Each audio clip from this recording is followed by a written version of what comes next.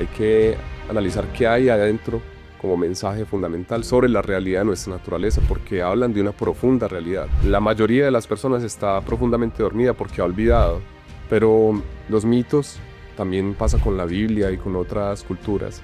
Hay que leerlos en clave simbólica. La naturaleza tiene vida y está animada por una fuerza semejante a nosotros, es decir, tiene pasiones, se enfurece, está viva, tiene ojos, observa. El pensamiento divino, el pensamiento de Zeus, el que encabeza el Olimpo, es el que define todas las cosas, tal cual son y como son. ¿Qué hace el tiempo con todas las cosas? Las convierte en polvo. Aquí estamos en este momento, presente, vivos. Somos inmortales, que no lo creamos porque estamos en una vida precaria, maravillosa y precaria a la vez, mortal. Porque tenemos las dos cosas, pero nuestra alma es inmortal. Eso lo recoge Platón para recordarnos la inmortalidad del alma. Hoy en nuestro set tenemos la grata presencia de Fernando Rivera Muriel. ¿Cómo estás, Fernando? Muy bien, Marión, muchas gracias. Un saludo para todos. Me alegra mucho estar de nuevo aquí. También a nosotros nos hace muy felices de que estés acá. Desde el Olimpo hasta nuestras heridas más humanas, la mitología es espejo. Hoy viajamos con Fernando al alma de los mitos para entender que los dioses intentan decirnos sobre el miedo, el amor, la traición, el poder y la redención. ¿Estás de acuerdo? ¿Qué es el mito? Me gustaría referirme a la idea que tenemos actualmente de mito, porque he notado que es contraria a lo que los antiguos concebían por mito, porque hoy día muy olímpicamente decimos, ese es un mito, como si fuera algo falso. Una mentira. Como si fuera una mentira. Así se expresa, sí, así lo expresa. Entonces quisiera aclarar primero que para los antiguos griegos y para muchas culturas es todo lo contrario. El mito no es una mentira, sino que es un relato de origen, es una narración sobre el origen de las cosas, una narración explicativa, que contiene elementos poético-fantásticos, que contiene elementos simbólicos, que tal vez es la razón por la cual la gente considera que no son ciertos, porque habla de historias maravillosas, pero los mitos también pasa con la Biblia y con otras culturas. Hay que leerlos en clave simbólica, es decir, hay que analizar qué hay adentro como mensaje fundamental sobre la realidad de nuestra naturaleza, porque hablan de una profunda realidad. De hecho, no hablan de mentiras, sino de una realidad y muy profunda sobre el origen de lo que somos y explica por qué somos lo que somos como seres humanos. Y en este caso, lo que mencionas, el miedo y el poder y todo lo demás. A partir del mito podemos ir descendiendo en la jerarquía del ser, digamos, hasta lo que somos hoy día como seres humanos individuales. Desde esas comprensiones universales, el mito habla de realidades muy profundas que se remontan hasta el origen y son explicativas de ese origen. Con esa historia, con una especie de storytelling, Por ejemplo, nos explica un universo. Sí, por ejemplo, un mundo, unas creencias. Por ejemplo, cómo fue concebido el universo. Los griegos, a diferencia del judeocristianismo, no conciben un Dios creador. En cambio, siempre ha habido una existencia, pero caótica, ¿no? Entonces, en el mito más conocido de los griegos, en principio está el caos. Caos, que es como algo inconcebible, un desorden absoluto. Pero que tiene una magia. Que tiene energía y ya existe. Y después el caos se ordena a través de la acción o la diversificación. Ese caos es unitario a través de la diversificación de ciertas fuerzas, como por ejemplo el eros, ¿no? La energía universal del eros, que traducimos por amor, pero es una energía de armonía. Y aparece entonces el cosmos. Es una de las versiones del mito, ¿no? De origen. El cosmos es nada menos que donde estamos, y cosmos significa orden. Porque todo lo que existe está ordenado. Está concebido para vivir de manera armoniosa, ¿no? Absolutamente todo lo que existe. Y entonces, cuando se da la separación de la unidad, porque venimos de una unidad y volvemos hacia ella, al diversificarnos, al separarnos, al volvernos múltiples, ¿no? Entonces devienen los seres, y los primeros que aparecen son la separación del cielo de la tierra. Aparecen los primeros dioses como la madre tierra, Gea, y el padre Urano, que la está abrazando, que no la suelta. Pero cuando se separa, a él le pertenece el reino del cielo, Urano significa de hecho cielo, y Gea queda en el ámbito de la tierra, como dos principios contrarios, ¿no? Opuestos. El cielo y la tierra como lo masculino y femenino marchando juntos en cierta pugna, ¿no? Porque van a pasar muchas cosas, van a tener hijos, van a va a haber muchas experiencias que llevan a los dioses, en este caso a los primeros que son los titanes, encabezados por Cronos, a una serie de sucesiones que nos llevan luego hasta los famosos olímpicos. Entonces Pues- el mito nos lleva hasta esas profundidades. Bueno, súper encarretador. Entonces están el hombre, la mujer, nacen las diferencias propias, como de la esencia de lo que es una mujer, de la esencia que es de lo masculino, y de ahí que sigue. Sí, es más que el hombre y la mujer, es como el principio femenino y masculino que atraviesa todas las cosas, porque venimos de esos dos principios. Eso está también en otras culturas, por ejemplo en el taoísmo, el yin y el yang, del cual también me gustaría hablar más adelante. De ahí que sigue pues según el mito griego, y hay varias versiones, repito, la generación de las fuerzas, ¿no? Por ejemplo, los cíclopes, que son seres gigantes, un solo ojo. Los titanes que ya mencioné, que también son fuerzas de la naturaleza. Por ejemplo, Cronos es el tiempo. Y están los hecatónquiros, que son seres de 50 cabezas, así los describe él, 100 brazos, seres gigantescos, ¿no? Y ya vienen luego los olímpicos. Los olímpicos son los dioses más importantes o más conocidos por la mitología griega. Y en una edad eónica donde pasan un tiempo que no podemos medir los hombres, pero sí hablan de ciertas edades. Hay una guerra de dioses digamos que se está estableciendo la armonía cósmica.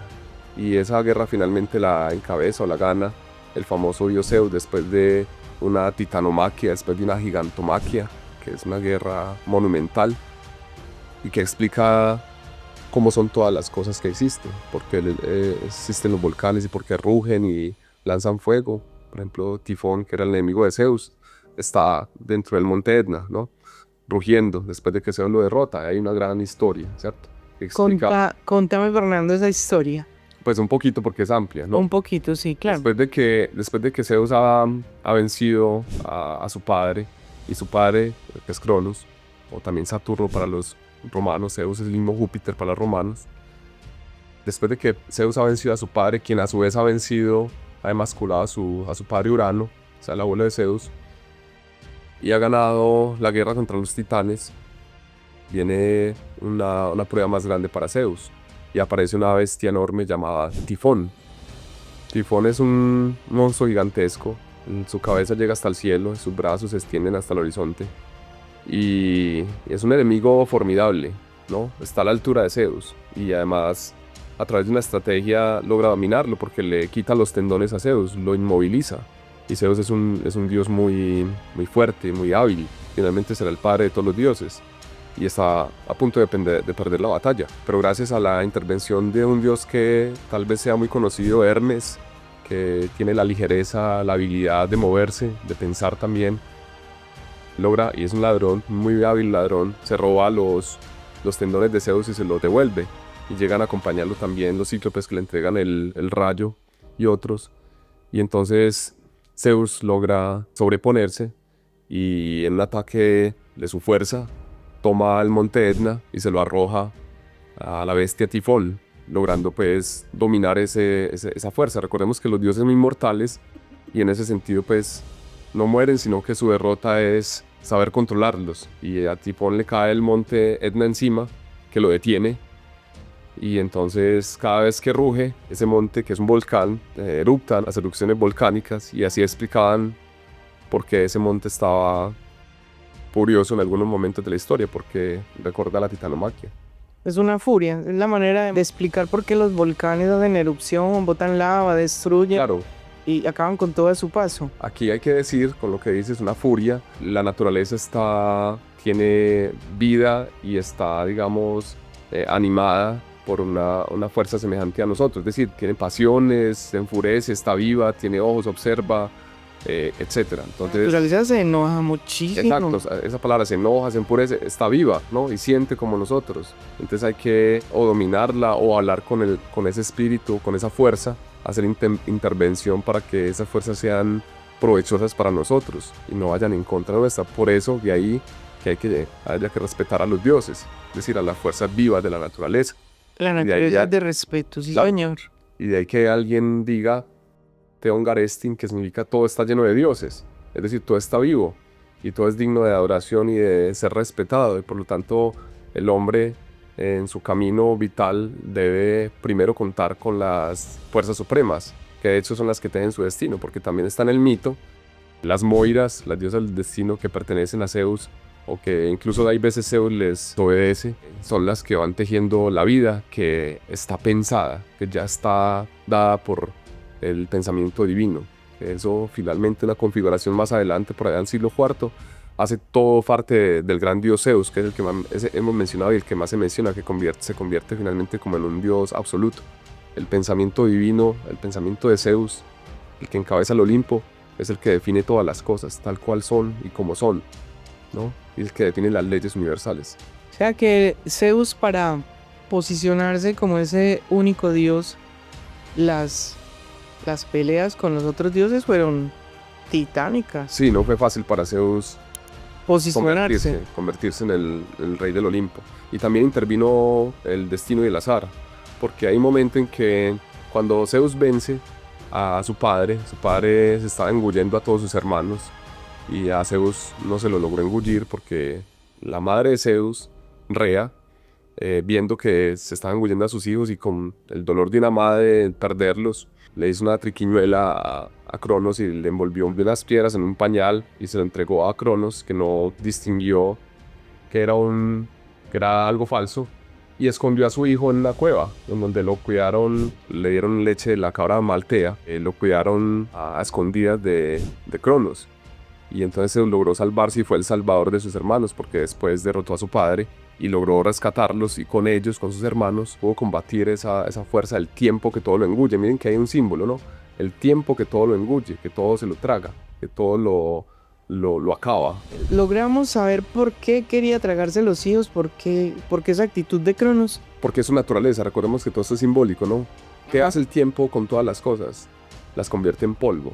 Aquí estamos en este momento, presente, vivos, pero en algún momento desapareceremos, porque llegará la acción del tiempo y nos envejecerá si no morimos antes de llegar a la vejez, y todo lo que vemos se convertirá en polvo. Somos hijos del tiempo, es decir, somos temporales, somos pasajeros, y es una enseñanza muy profunda que nos deja no solo ese pueblo, sino otros, y la temporalidad de la vida y de todas las cosas, que también nos lleva a no apegarnos, ¿cierto? Porque todo esto desaparecerá. Entonces el tiempo es una realidad profunda, por eso hace parte de la mitología como una gran fuerza real, un titán, ¿no?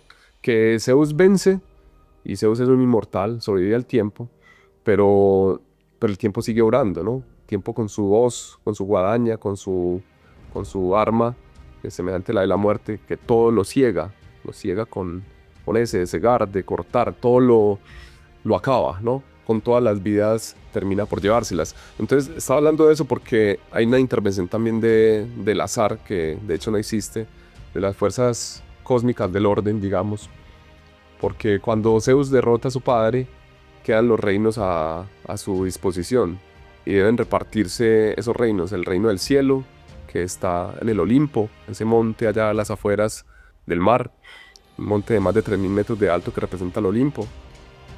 Y está también el océano, ¿cierto? El mar. Ya existía un mar primigenio, ya existía el Ponto, pero va a pertenecer o va a ser dominado por Poseidón.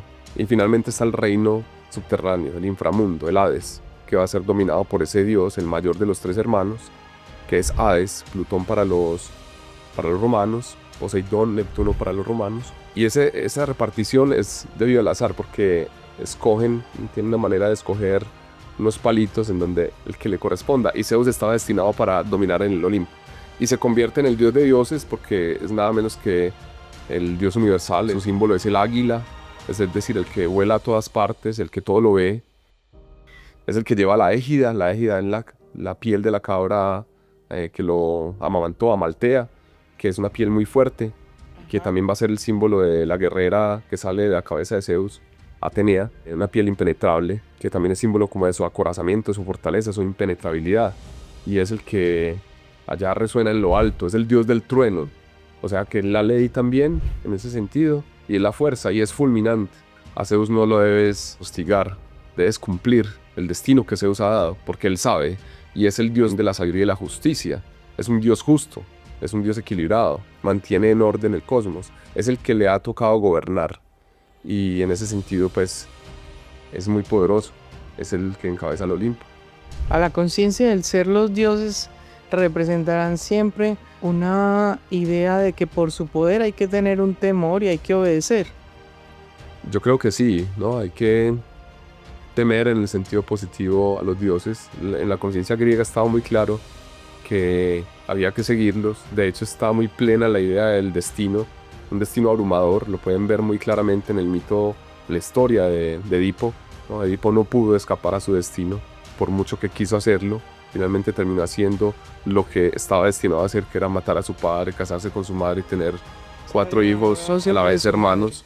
Ya, exacto, entonces hay una conciencia muy plena del dominio superior de las fuerzas, el dominio de los dioses. Es más, nosotros los mortales, para los griegos, somos presa de la imperfección. Los griegos llegaron a pensar incluso que cuando algo bonito, algo feliz y pleno ocurría o acontecía entre nosotros los mortales, era extraño.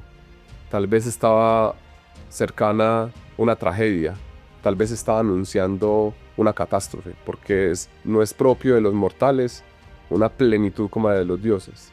Pero sí, y esto hay que agregarlo, es propio que aspiremos a ella, y que aspiremos a ser dioses, y que nuestra vida sea un camino hacia la divinidad. A eso le podemos llamar el camino del héroe. El héroe es un mortal que se puede dirigir a Dios, claro, siempre que los dioses lo permitan, tampoco es un acto de soberbia, pero erigirse a Dios es reconocer nuestro pasado divino, porque tenemos un pasado muy amplio y muy remoto, que viene de edades, la edad de oro, la edad de plata, etc., en la edad de hierro, que es en la que estábamos, donde los hombres hacen todo tipo de barbaridades, pero algunos de ellos o algunos de nosotros podemos despertar la divinidad que hay en nosotros y elevarnos a la conciencia divina. Aristóteles, que no era un mitólogo sino un filósofo, dice unas palabras muy bonitas: no hay que dar oídos a todos aquellos que creen que por ser mortales y además limitados debamos quedarnos solo en pensar cosas mortales y limitadas. Todo lo contrario, hay que pensar como si fuéramos dioses. El ser humano tiene inmersa, es algo intrínseco, esa parte divina. Por supuesto. Pero pensaría yo que es algo que no le socializan mucho, que nadie le dice y que él, o sea, no todos los seres humanos se preocupan y no es en masa por alcanzar esa divinidad y por entender que hay un camino que te puede llevar a ese estado de divinidad, o si estoy equivocada. Yo estoy de acuerdo y lo veo por 2 razones.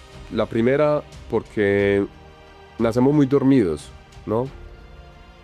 Somos hombres comunes porque estamos despertando a una gran conciencia, una gran esencia de lo que somos. Ahí hay un mito sobre eso, el mito de las almas que cuenta Platón, y es que nacemos después de pasar por el río del olvido, el leteo. La mayoría de las personas está profundamente dormida porque ha olvidado y tenemos una memoria inmensa adentro, pero cuenta el mito, que eso es el mito de Er y la inmortalidad del alma, que en los 2 caminos que hay en el otro mundo, el camino de la izquierda que conduce al río del olvido, en donde los dioses te guían, pero tú eres el que decides. Después de atravesar el ciprés blanco que hay allí en el otro mundo, hay muy pocos que por su trabajo propio, por su evolución personal, logran tener conciencia y darse cuenta de que hay que coger, de que hay que tomar y decidir por el camino de la derecha, que es el de la memoria. Te lleva al pozo de la memoria, Mnemosine. Y entonces llega el alma sedienta y pide a los guardianes de ese lugar que por favor le dejen abrevarse, dejen saciarse de su sed, y esa sed habla de un anhelo insaciable, de una necesidad de llenarse. Y entonces los guardianes, porque tú lo has decidido, te dan de beber del pozo de la memoria. Entonces ya es distinto, porque eso explica que algunas personas nacen más despiertas que otras, porque la mayoría vivimos el olvido, y en cambio quienes beben del pozo de la memoria recuerdan su pasado profundo y entonces viven de otra manera e incluso llegan aquí a ser, dice el mito, grandes héroes y reconocidos o admirados por los demás, porque ven que hay algo luminoso adentro. Esos están despertando y están ayudando a despertar. Eso por un lado. Y yo la segunda razón que veo también es que esta época no ayuda mucho. Estamos en un contexto, hablando de la época actual, que creería yo, desde la era industrial, incluso desde la revolución científica hace cientos de años, pocos atrás en el tiempo, ha desacralizado el mundo, ha perdido su fe en los dioses o en Dios. Antes era natural un espíritu religioso, ahora la religión se ha convertido en una creencia. Antes era común la adoración a los dioses, el respeto a la divinidad. Es más, en Egipto, por ejemplo, existía la religión sabiduría y no existe una palabra para religión, lo cual nos muestra que si no existe una palabra para religión, ellos no diferencian la vida de un acto religioso. En este contexto que vivimos, en cambio, diferenciamos eso y además muchos no creen en eso, porque consideran que es un cuento y en parte es cierto, las instituciones se han encargado mucho de eso, pero si vamos al fondo, no es un mero cuento porque la religión nos está hablando, es un salto de la inteligencia a una concepción más profunda, el mito, eso lo decía Platón, es un riesgo creer, pero es un bello riesgo que es bueno tomar, porque cuando no creemos quedamos en un escepticismo que nos muestra un mundo sin ancla, un mundo sin fondo. Sin la parte espiritual, claro, no hay de qué pegarnos. Claro, ¿y de qué se sostiene todo esto?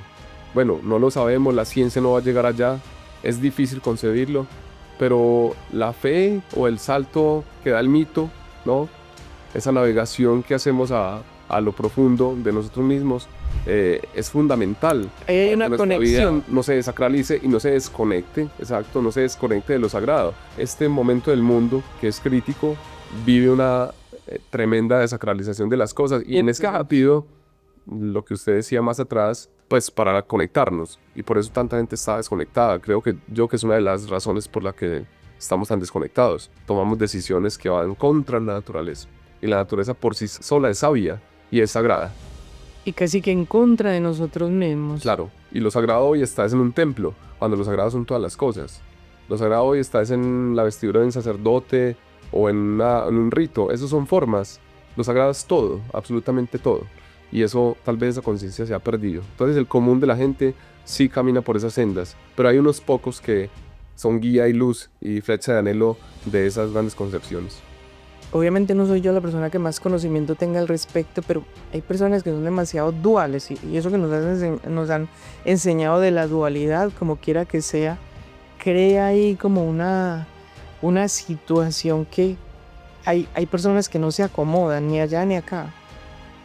Noto yo pues como en la medida en que uno interactúa con muchas personas y hay una búsqueda de nosotros como seres humanos sobre todas esas preguntas y sobre todas esas inquietudes que tenemos con respecto a dónde nace, es cierto o no es cierto que hay un Dios, porque pues todas las culturas nos hablan de un Dios o de un ser superior. Los romanos al conquistar Grecia, pues obviamente toman unas cosas, no toman otras cosas, entonces yo digo que al adecuar esto o aquello quedan vacíos, ¿o no? De lo que dice usted, yo considero dos cosas. Una, la dualidad es parte de nuestra naturaleza. Creo que no está mal. Pero recordar que toda dualidad viene de la unidad. No existe el número 2 sin el 1 primero. ¿Cierto? Y la dualidad, la oposición, la contradicción, el conflicto, los opuestos, finalmente hacen referencia a lo mismo, ¿cierto? Sí. Desde dos lados. De pronto en ese sentido, una mirada unitaria, ¿cierto? Y lo segundo, la mitología ofrece profundas señas, profundos mensajes para un mejor camino de existencia, ¿no? Si sabemos leerlo y si han sobrevivido es por algo. Tú decías al principio de la entrevista que hablabas de la palabra arquetipo, ¿no? Verdades universales, digamos, o profundos arcanos, en donde hay un conocimiento muy tremendo que sabiendo extraer y sabiendo aprovechar, porque eso ya lo vivieron mucho tiempo antes y ya lo han experimentado y lo han pensado y lo han concebido, algo nos deja para una mejor forma de vida. Entonces ahí el mito ofrece unas muy potentes herramientas para una mejor forma de vivir, para mejor comprensión. Y en esta época incluso sí los mitos no se han desactualizado, de hecho se reactualizan y están vigentes. ¿Qué mito griego te ha calado más hondo hasta el punto de que te ha hecho llorar porque te has compaginado con él? Si me toca escoger uno, no es que sea el mejor, sino que lo escojo para efectos de este momento. El mito de Orfeo y Eurídice. Orfeo es un héroe, un semidios que no es muy mencionado, pero es aquel héroe de Tracio, hiperbóreo, que en tiempos muy remotos, 500 o 600 años antes de Homero, por allá hace más de 3000 años, dejó profundas enseñanzas. Era un maestro de la música, un encantador de la naturaleza. Los árboles se arrancaban de raíz para escuchar su música, estaba propiciada por la lira, ¿no? La lira de Orfeo, y además era un gran sanador. De hecho, la raíz de la palabra Orfeo significa luz y sanación. Es un héroe que sana a través de la luz, ¿no? Era un sacerdote de Apolo, el dios de la luz, el dios del orden, del equilibrio, de la civilización, el dios de la mesura, el dios de la armonía. Era un sacerdote de Apolo, o un hijo de Apolo incluso, dicen algunos relatos, hijo de Apolo y Calíope, una de las musas, y vino a traer su tremenda armonía musical, que no era suya, eran los dioses tocando a través de él. Los dioses tocando a través del lindísimo eso. Y porque, como todo inspirado, ¿no? Los dioses lo inspiran.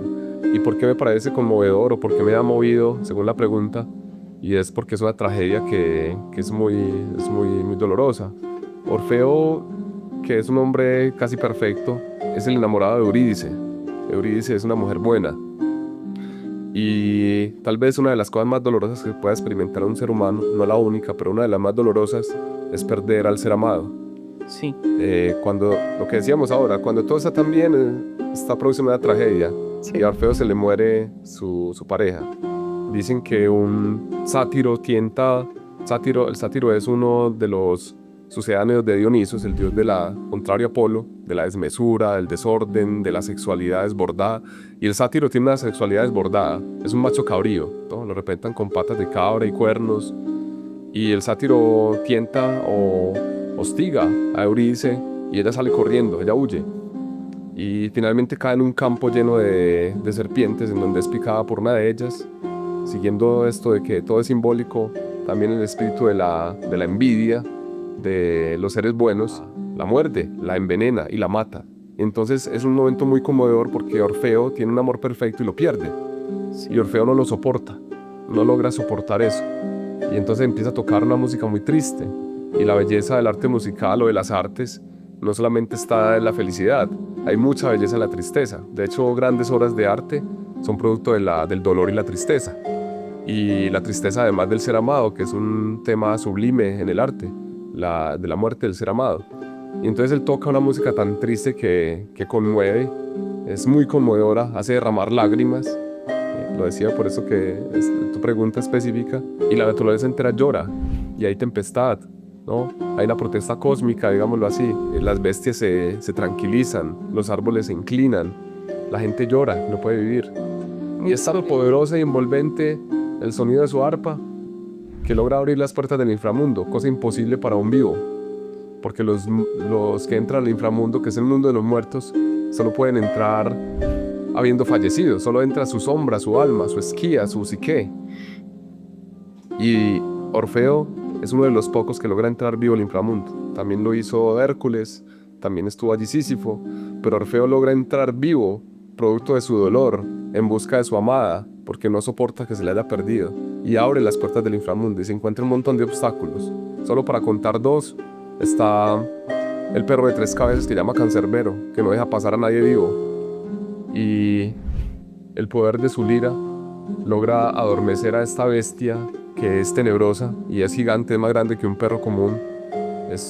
Finalmente es una bestia infernal y sigue su camino, y luego se encuentra con Caronte, que es el barquero de la Estigia y del río Aqueronte, el río de los muertos, y la Estigia, que es una laguna volcánica, y por allí nadie pasa vivo, a menos que vayas en el barquero de Caronte. Y entonces para pasar hay que pagarle un óbolo al barquero, y por eso los griegos enterraban a sus muertos con una moneda en los ojos, para pagarle al barquero Caronte, y él no lleva esa moneda, pero pasa vivo porque su lira es envolvente y poderosa y conmovedora, y sigue en muchas tocan todas las aventuras en el inframundo, ¿no? Allá están los jueces del inframundo. Hay una serie de obstáculos que no contaré, pero finalmente llega al corazón mismo de Hades. Allá está Hades con Perséfone, y ese es otro mito maravilloso. Y Hades es incompasivo, no siente. Hades es el dueño de los muertos, es el dueño de las riquezas subterráneas, es el dueño del inframundo, hermano de Zeus, hermano mayor. Y Hades tiene por esposa a Perséfone, que es la reina del inframundo, y allí llega el mismo Orfeo a reclamar la muerte de su amada. Pero adivinen qué le va a decir Hades cuando él la reclama. No, me pertenece, ella está muerta, ella murió, le pertenece al mundo de los muertos. Y claro, su reclamo es justo porque esa muerte fue aparentemente injusta. Y entonces, ¿qué va a hacer? Él llegó al inframundo mismo, nadie ha hecho eso, pocos han hecho eso. ¿Y cómo Y a veces no lo permite, pero Orfeo, y miren lo conmovedor, él toca una música tan triste porque es lo que emana su corazón. Está tan profundamente conmovido y triste que hace llorar a todo el inframundo. Allá en el inframundo no estaban solamente los condenados, también está en un paraíso en Grecia es subterráneo, los campos elíseos. Hace llorar a todo el inframundo, ¿no? Una tristeza inframundana. General. Enorme, ¿no? Y por un segundo, Hades, que no siente lo que sentimos los humanos, el dolor humano, logra derramar una lágrima, porque por un momento logra entender el dolor de los humanos.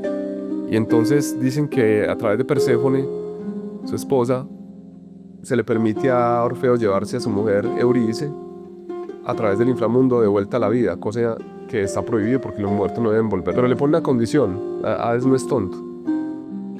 Le pone la condición de que él debe ir adelante y ella atrás, pueden ir de la mano, pero él no debe mirar hacia atrás qué le está pasando a su mujer. Y durante una travesía por el inframundo, imagínense qué puede pasar. Hay bestias salvajes, hay animales terribles, hay espinos, hay riscos, hay piedras, hay maleficio en ese cielo rojizo y oscuro. Hay alimañas, hay sombras, hay de todo. De todo que te puede el inframundo. Claro, te puede hacer dudar, y Orfeo duda si realmente Hades no le tendió una trampa, pero él sigue y se cuenta que Orfeo, hay una de las versiones que dice que Orfeo llega a la salida, a la luz de la vida, y apenas él toca ese lugar, él voltea, pero no ha sido lo suficientemente paciente como para esperar a que Eurídice también salga, y entonces él gira, y esa era la condición para perderla, pero ella todavía no ha salido, y en ese momento mismo en que él voltea a verla, porque él está deseoso de tenerla, las garras de Hades la devuelven al fondo del inframundo y las puertas del inframundo se cierran y queda Orfeo afuera vivo, pero supremamente conmovido. Afectado. Y pierde por segunda vez a Eurídice. Es muy conmovedora esta historia. Mucho. Y cuentan que Orfeo se va para una cueva a tocar la música más triste del universo y allí enseña a sus adeptos porque él conoció los secretos del inframundo y entonces le revela a los seguidores de Orfeo profundos secretos hasta que esa música no deja vivir a la gente. Y entonces allí llegan las Ménades, hijas de Baco, o las bacantes, a instarlo a que esté con ellas, porque él ya está soltero. Y él rechaza a todas las mujeres. No, él la rechaza porque él no tiene otros ojos que para su amada eterna, Eurídice. Y entonces ellas, en un acto de furia, que eso es muy propio de los rituales salvajes dionisíacos, lo despedazan, ¿no? Lo despedazan, lo cortan en partes y hasta comen su carne. Y la cabeza de Orfeo cae y no deja de pronunciar el nombre de Eurídice. Y cuentan que esa cabeza la arrojan a un río, el río Eurón, que flota hasta una isla llamada Lesbos, la famosa isla pues de donde viene la palabra lesbiana, las mujeres se llamaban, y la toma, no recuerdo si un sacerdote o alguien la toma y la pone en una bandeja, y esa cabeza sirve de oráculo, porque cuando le preguntan sobre verdades ella habla, ¿no?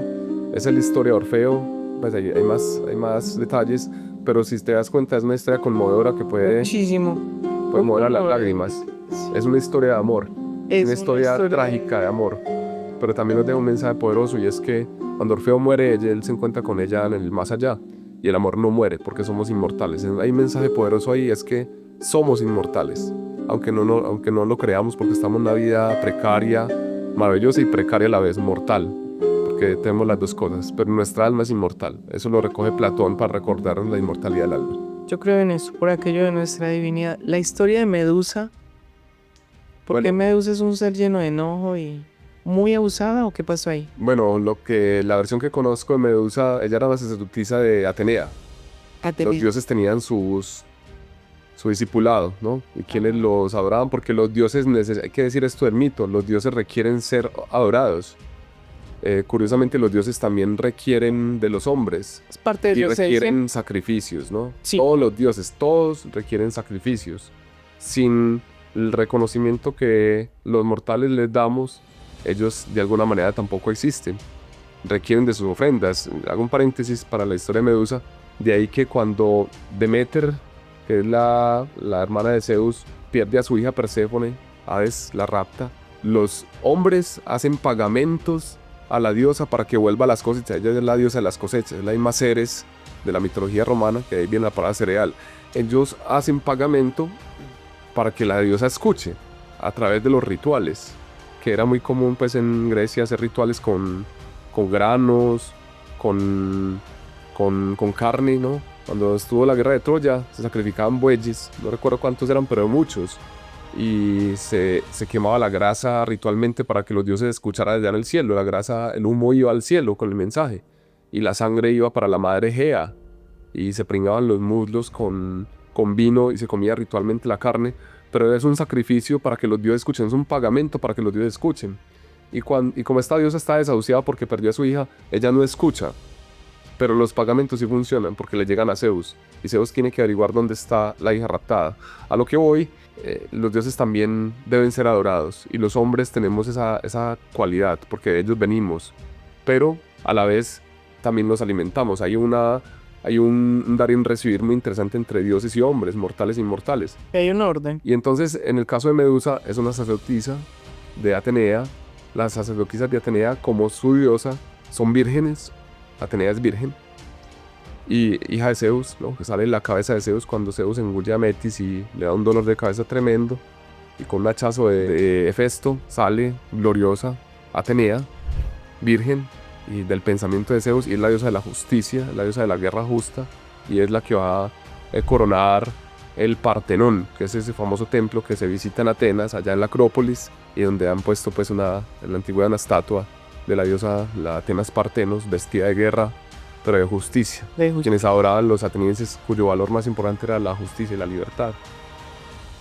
Entonces Medusa es sacerdotisa, ¿no? Y los sacerdotes, en este caso una sacerdotisa de Atenea, debe ser pura, no debe tener, pura aquí significa no tener actos sexuales, debe ser virgen como la diosa. Y la historia que conozco es que ella es vulnerada si no estoy mal, por Poseidón, la viola, y entonces ella ya no puede servir como sacerdotisa, y Atenea va en contra de ella. Hay más detalles ahí en la historia porque va en contra de ella. La cosa es que la convierte en una mujer terrible a quien nadie puede ver, porque si algún hombre la ve, pues ella con sus cabellos de serpiente habrá de convertirlo en piedra. Su mirada es mortal. Solo es Teseo quien logra esa hazaña, ¿no? Pero ningún otro lo había logrado. ¿Y cómo lo logra? Perseo, a través del escudo y la espada que le han dado Zeus y Atenea, él logra de espaldas, una de las versiones, de espaldas porque la mirada no la puede recibir directamente en los ojos, cortarle la cabeza, que luego le va a servir para acabar con esa criatura llamada Tritón, una bestia marina, y para encaminarse a otras aventuras. Eso viene pues de una historia más larga, porque ahí está implicado el rey de ese lugar, y bueno, hay muchas más cosas ahí. Esos mitos todos se tejen, es un laberinto, se entrelaza, tejido, entrelazado, pero sí, es una historia, pues la historia de Medusa es una historia que impacta también, ¿no? Y que también enseña muchas cosas. Todos los mitos enseñan profundas realidades. Entonces, ¿qué podríamos decir en tu conocimiento? ¿Qué enseña Medusa? Medusa enseña, por un lado, la capacidad o más bien la actitud religiosa de una sacerdotisa, la pureza, ¿cierto? El mantenerse limpio, el mantenerse, en este caso, sin una mácula sexual, que la sexualidad no es mala, pero en el camino del sacerdocio hay que ser profundamente limpio e impecable, uno, ¿no? También está enseñando, si estamos hablando de la sexualidad, que la sexualidad implica energías y fuerzas, ¿no? Primero y segundo. Lo tercero es que enseña, Medusa es un reto, ¿cierto? Para los hombres. Enseña las hazañas del guerrero, que debe esforzarse por conquistar lo inconquistable. Y el verdadero guerrero lo logra. Y para eso requiere estrategia, ¿no?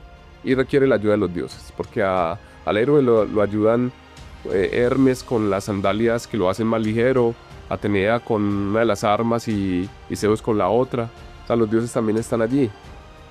Y también nos enseña, a propósito de la estrategia y la inteligencia, eso está muy claro en otro mito que yo creo que es más conocido, que es el de Odiseo, que está ahí en la Odisea, y es como a través de la inteligencia y la conexión con los dioses podemos sortear las dificultades, tantas que tuvo, por ejemplo, Odiseo. Entonces nos enseña también a hacer, los griegos nos enseñan en general que la inteligencia hay que saber usarla. Y ser resilientes. Resilientes, inteligentes, justos, equilibrados, que son los valores pues, de una buena vida. Todos esos grandes valores, enseña grandes valores, ¿no? Y nos enseña a respetar lo ritual también, a respetar a los dioses. La divinidad. Respetar las leyes divinas. Respetar la divinidad. Bueno, el plan, querida comunidad, es que vamos, con la anuencia de Fernando, vamos a hacer varios programas, porque esto es un tema muy extenso, y querer abarcarlo y no querer mostrar ese detalle que tú sabiamente sabes mostrar, pues creo que perdería la esencia de este programa, que es de que todos nos enteremos de qué hay detrás de. Para terminar este segmento, te voy a preguntar una cosa. Si tú tuvieras que reencarnar como un dios de la mitología griega, ¿cuál elegirías y cuál sería la misión que te gustaría abarcar? Indistintamente si eliges uno que tiene, me gusta este, pero con la misión de este. Los puedes cruzar en el imaginativo. Creo que me la pusiste muy difícil, porque no son muchos dioses, no solo uno. Bueno, escogería a Zeus, sobre todo por los valores que me parecen fundamentales, y el principal es la justicia. Que encarna, los valores que encarna. Exacto, el Zeus. principal es la justicia. Hay cosas que no me gustan de Zeus naturalmente, pero también lo entiendo pues en la naturaleza, como pues la promiscuidad de Zeus es tremenda. En las opiniones comunes lo hace como menos digno de algunas cosas, pero no es indigno, porque también la naturaleza de Zeus es procrear por doquier, es decir, dar vida a todas las cosas. Si se lee de esa manera, está muy bien, ¿no? Se entiende. Se entiende, porque Zeus va a todas partes, se convierte en lo que sea con tal de generar vida. En una lluvia de oro, allá en lo alto de una torre donde han encerrado a una doncella, él se convierte en lluvia de oro y la embaraza, ¿no? O en un toro, o en un cisne, o en un rayo de luz, o en esto o en lo otro, ¿cierto? Zeus deviene todas las formas para generar vida. En ese sentido es positivo, entonces no está mal que Zeus sea tan promiscuo. Pero Zeus me gusta sobre todo porque es el altisonante, es el que mira desde lo alto. Y ojo con esto, mirar desde lo alto no es una actitud soberbia. Si estamos hablando de un dios, es el que puede ver con claridad todas las cosas del mundo. Es el que tiene sabiduría, es el dios de la sabiduría también. Es el dios de la justicia, es el dios de la ley, es el dios del orden universal.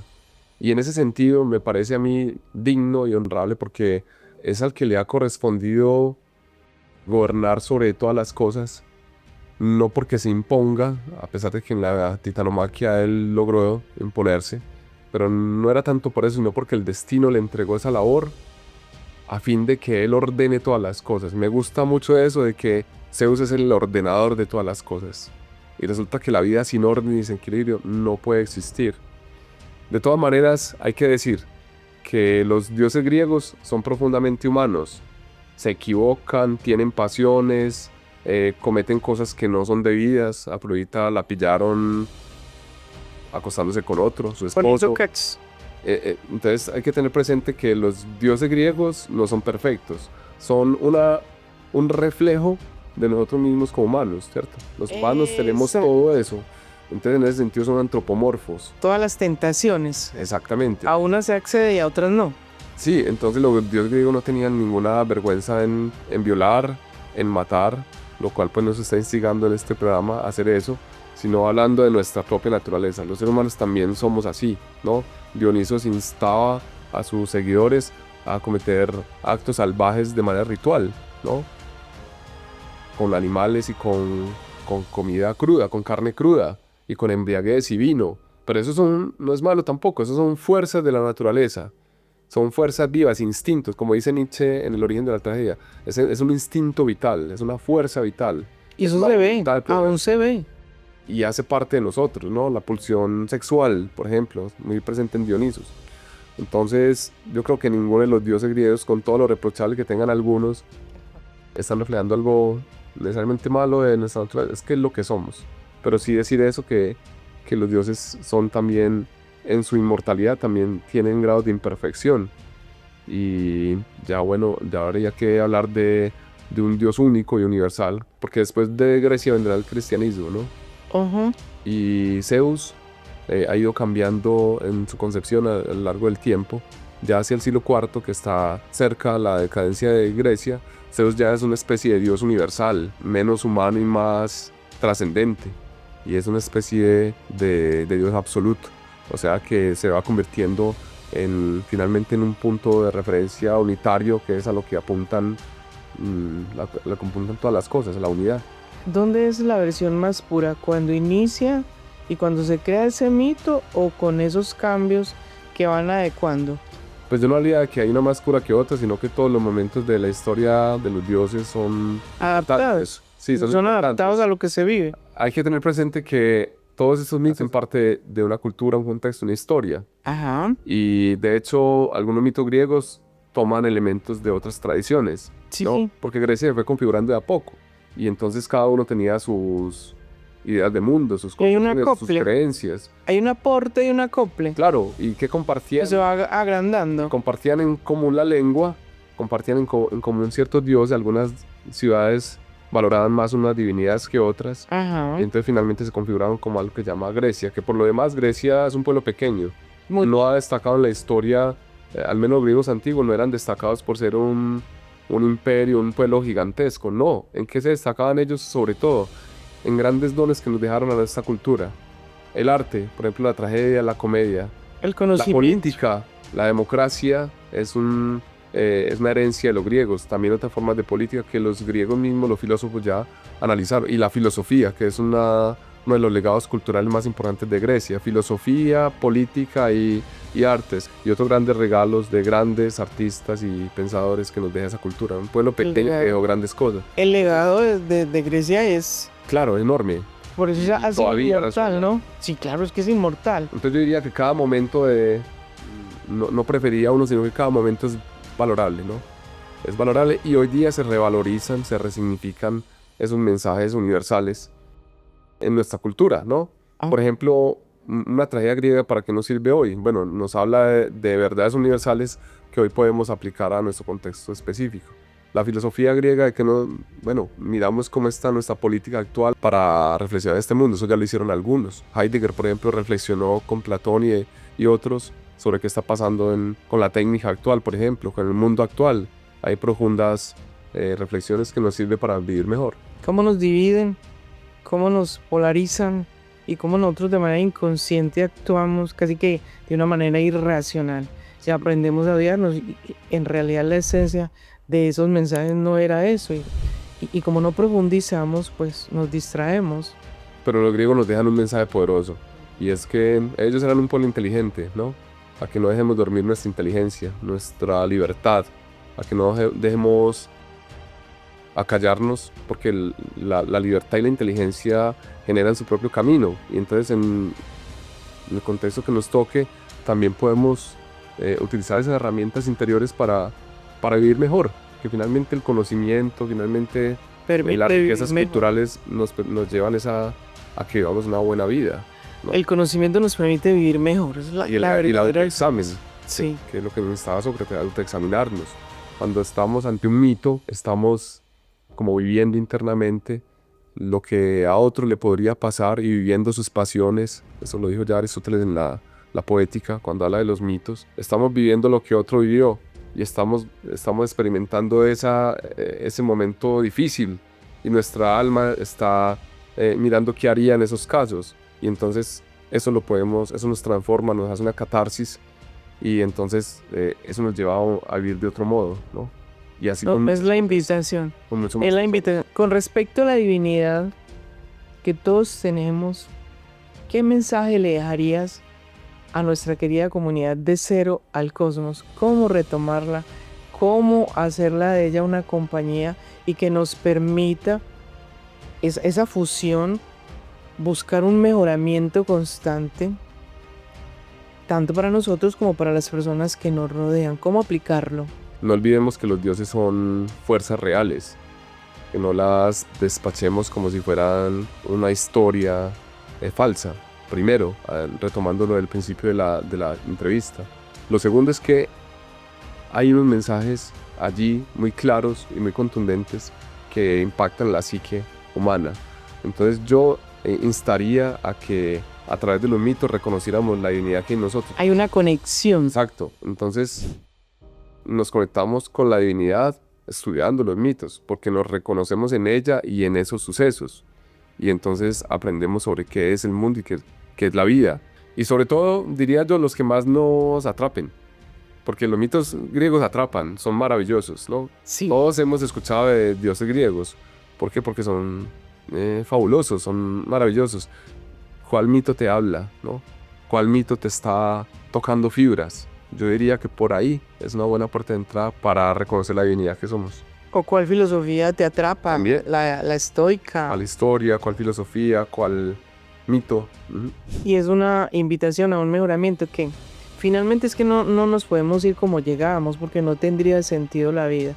Es como mi manera de pensar. Si yo no logro mejorar, si yo no logro tumbar todos esos rayones o tachones que tenemos, y si no logro tener un equilibrio, pues no tiene sentido haber venido y haber trasegado por esta vida sin irme muchísimo mejor de cómo llegué. ¿Qué piensas al respecto? Vivir simplemente, pues ya lo tenemos. La vida no es para vivirla, sino para saberla vivir.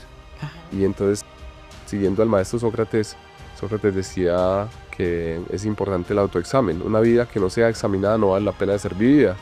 Y somos, como humanos, tenemos la capacidad de pensar, ¿no? La capacidad de analizar, la capacidad de revisar las cosas, cómo estamos y cómo somos. Y entonces pienso que no podemos pasar, como tú dices, por esta vida así nomás, sino aprovechar nuestras potencias para evolucionar. Yo de verdad que te doy las gracias inmensas. Con mucho gusto. Gracias a los griegos.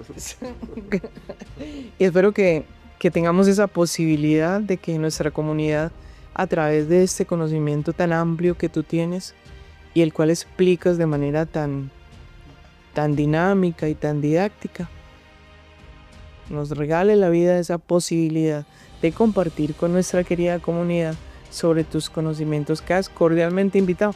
No una, muchísimas veces.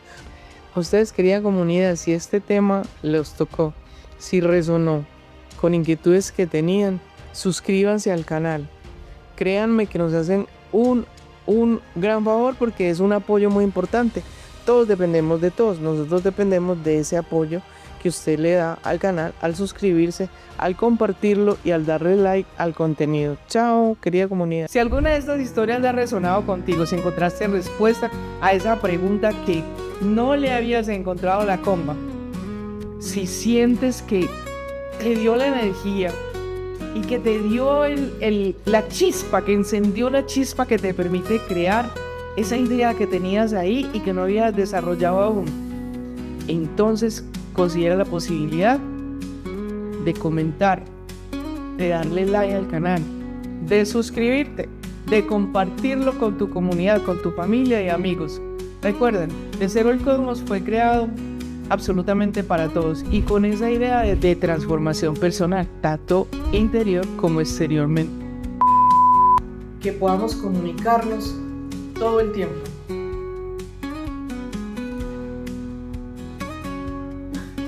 Mamá, mira cómo